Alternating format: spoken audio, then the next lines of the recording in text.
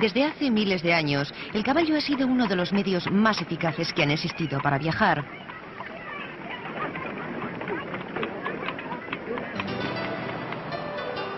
Pero hacia finales del siglo pasado apareció otro tipo de caballo, el motor de combustión interna que desplazó a los caballos de carne.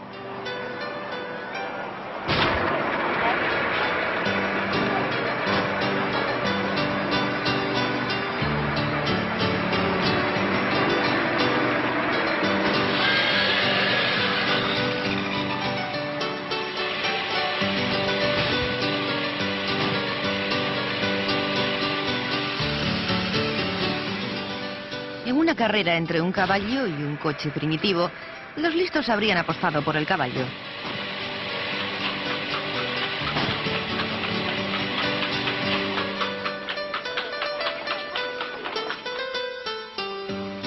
Y no se habrían equivocado del todo.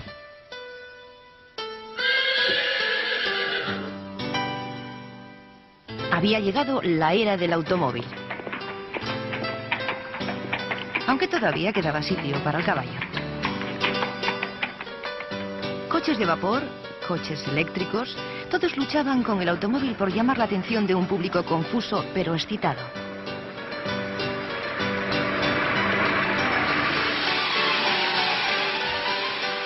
Pero a principios del siglo XX fue el automóvil con motor de combustión interna de gasolina el que finalmente se llevó el gato al agua.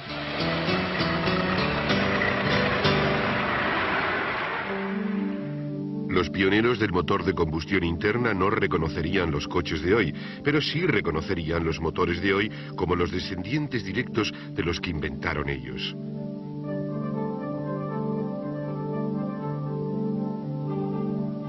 Pero aunque el principio básico del motor de combustión interna sigue siendo casi el mismo, 100 años de refinamiento han transformado su potencia y eficacia.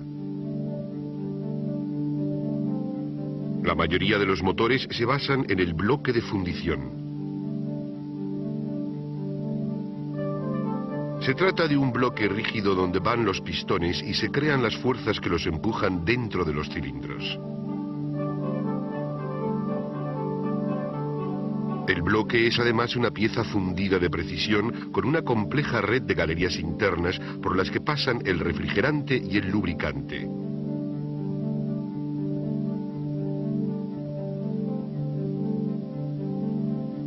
El cigüeñal, que transmite el empuje de los pistones hasta llegar finalmente a las ruedas, se apoya en unas muñequillas sujetas con cojinetes a la bancada del bloque.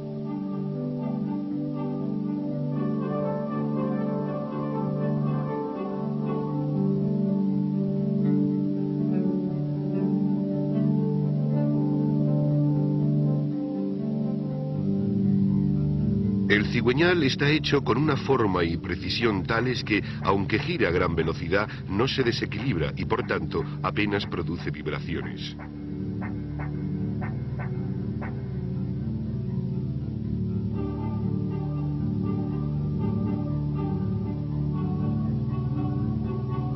El diseño de los pistones varía, pero todos son piezas de precisión que encajan dentro de los cilindros. Los pistones y las bielas están hechos para que soporten altas temperaturas y un fuerte desgaste.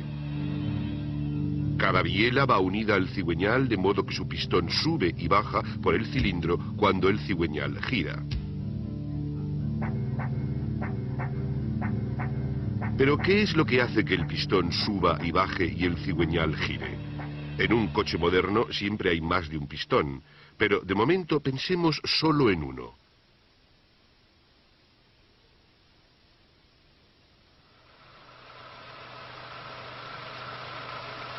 Al bajar, el pistón absorbe una mezcla de combustible y aire. Al subir el pistón, esta mezcla se comprime y se calienta. Una chispa enciende la mezcla, que se quema y se expande. Y esa expansión empuja al pistón hacia abajo. Al subir, el pistón empuja los gases quemados fuera del cilindro. Este potente proceso de combustión es la base del motor de combustión interna. Se conoce como ciclo de 4 tiempos: admisión, compresión, expansión y expulsión. Pero el motor moderno no tiene solo un cilindro y un pistón, sino casi siempre 4. Cada pistón lleva unos segmentos que impiden que se escape el aire por las paredes del cilindro, por las razones que ahora veremos.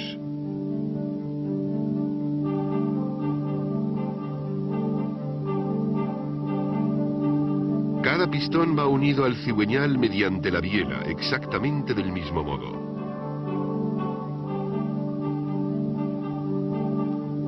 El cigüeñal lleva en un extremo un volante de inercia. El impulso o inercia de este volante ayuda a que el cigüeñal gire a bajas revoluciones y contribuye a que ese giro sea uniforme.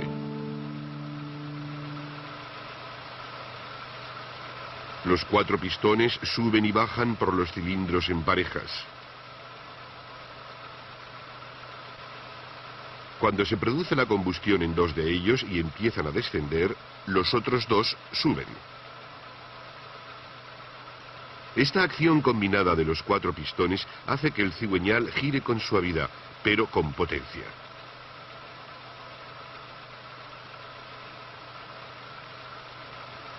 El orden exacto de la combustión, el orden de encendido, parece arbitrario. Pero está arreglado para dispersar los esfuerzos del cigüeñal a lo largo del mismo sin producir vibraciones.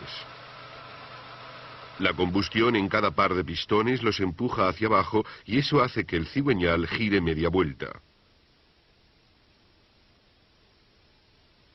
La combustión del siguiente par de pistones los desplaza también hacia abajo, con lo que se completa una vuelta del cigüeñal. Y así continúa el ciclo.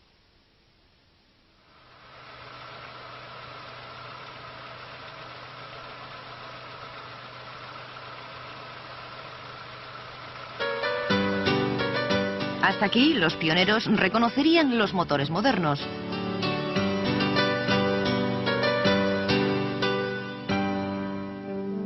La combustión que tiene lugar en cada pistón debe producirse en una cámara hermética, de modo que los gases en expansión empujen al pistón en vez de escapar por las paredes del cilindro. Esa cámara, la cámara de combustión, va fundida en la culata. Por lo que vemos aquí, esto puede ser cualquier cosa menos un cierre hermético. La cámara de combustión tiene 5 agujeros. El central es para la bujía. Los otros 4 para las válvulas. Hay 1 o 2 válvulas de admisión por las que entra en la cámara de combustión la mezcla combustible-aire. Y 1 o 2 de escape, por las que salen los gases quemados. Las válvulas se cierran mediante un muelle. El muelle, a su vez, va sujeto por un retén y unido al vástago de la válvula por un par de casquillos. Encima vemos una tapa llamada normalmente taqué. Enseguida la veremos mejor. Las válvulas de admisión y las de escape van sujetas del mismo modo.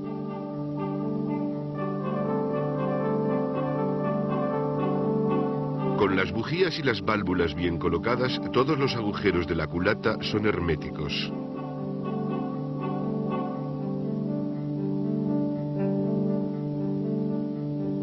Encima del bloque se coloca una junta para que no escapen los gases entre el bloque y la culata. Después se atornilla la culata al bloque. con los segmentos que cierran los pistones contra la pared de los cilindros, las válvulas y las bujías que cierran los agujeros de la culata y la junta que cierra la unión con el bloque, la cámara de combustión queda hermética. ¿Por dónde entra entonces la mezcla y salen los gases de escape?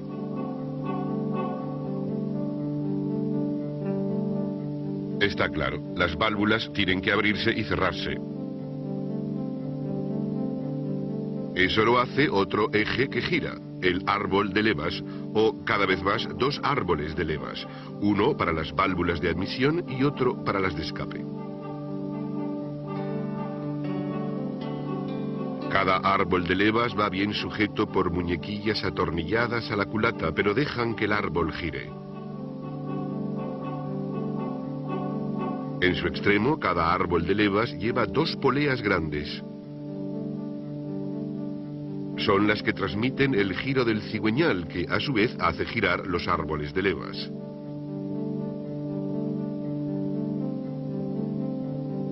El elemento de unión entre los árboles de levas y el cigüeñal es una correa dentada, la correa de la distribución.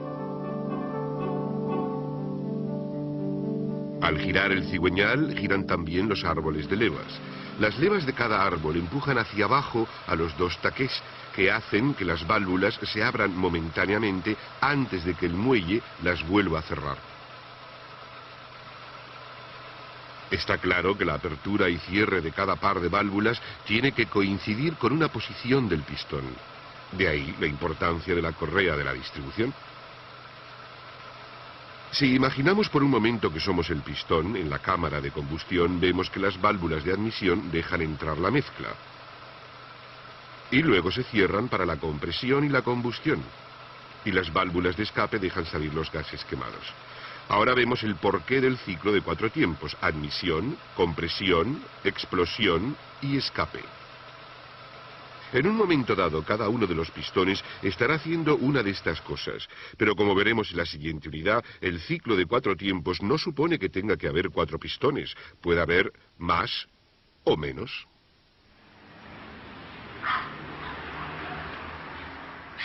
Su diseño puede ser ingenioso, pero el motor se pararía en segundos si no estuviera bien lubricado y frío. La mayoría de los motores se enfrían con agua. El agua o refrigerante, que en realidad es agua con aditivos, pasa por una red de canales llamados galerías, por el bloque y la culata y enfría el motor absorbiendo calor. Después, el refrigerante pasa por el radiador.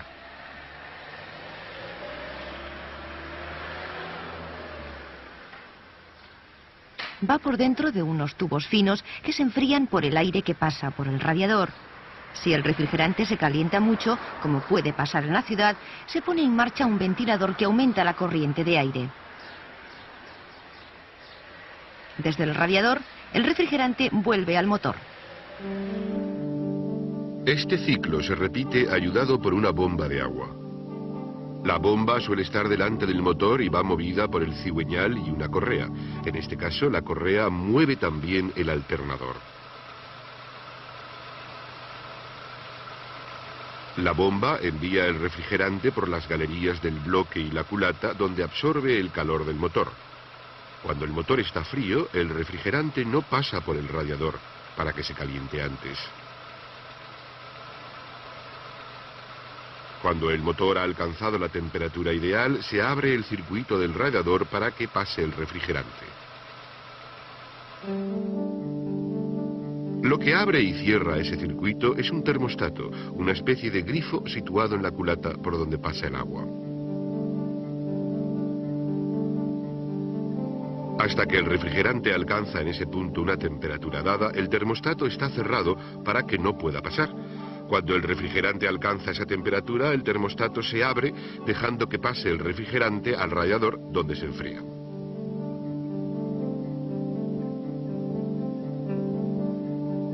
Como el circuito del refrigerante es hermético, necesita un depósito de expansión o botella aliviadero. El agua se calienta y dilata, comprimiendo el aire de la botella que coge presión. como una olla a presión, eso hace que se llegue a calentar por encima del punto de ebullición, pero sin llegar a hervir. De este modo, el refrigerante puede extraer más calor del motor. Pero eso supone también que el tapón de la botella solo se puede quitar con gran cuidado o cuando el motor está frío, lo que recomienda el manual del usuario. Aparte de mantener el motor frío, todas sus partes móviles se deben lubricar con aceite para reducir la fricción. Si no, se desgastarán antes o se recalentarán gripando el motor.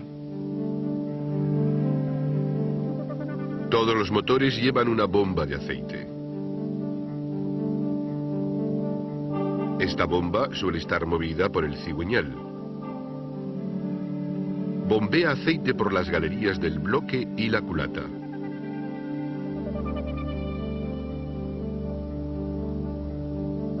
Todos los motores llevan algún tipo de cárter de aceite, generalmente bajo el cigüeñal. El cárter lleva un tubo de aspiración,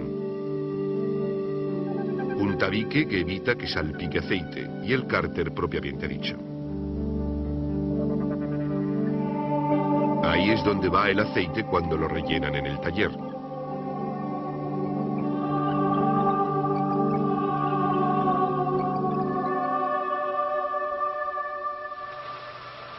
Al girar el motor, la bomba aspira el aceite del cárter a través del tubo. De la bomba, el aceite pasa por las galerías a todas las piezas móviles alrededor del cigüeñal, hasta los árboles de levas. El aceite completa su recorrido volviendo al cárter a través de las galerías. El aceite llega a todas las partes móviles del motor a través de una red de galerías secundarias perfectamente colocadas, cada una de las cuales llega a un lugar preciso. En algunos motores el aceite incluso se pulveriza sobre la faldilla de los pistones, más para refrigerarlos que para lubricarlos. En su recorrido el aceite pasa por un filtro que retiene las pequeñas partículas de carbonilla que quedan entre los pistones y la pared de los cilindros. También hay un sistema que filtra los gases nocivos que se forman en el cárter, como veremos en otra unidad. Y por último, para evitar que el aceite se salga, el motor lleva una tapa de los árboles de levas sujeta a la culata con juntas y pernos.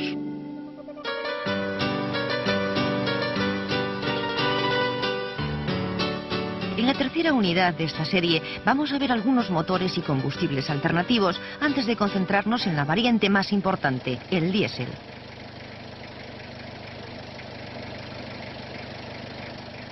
Después de ver la inyección diésel, tanto directa como indirecta, definiremos algunos de los términos comunes a todos los motores, como relación de compresión y par, que veremos comparando un vehículo pesado con un coche de carreras, antes de pasar finalmente a las necesidades de servicio de los motores modernos.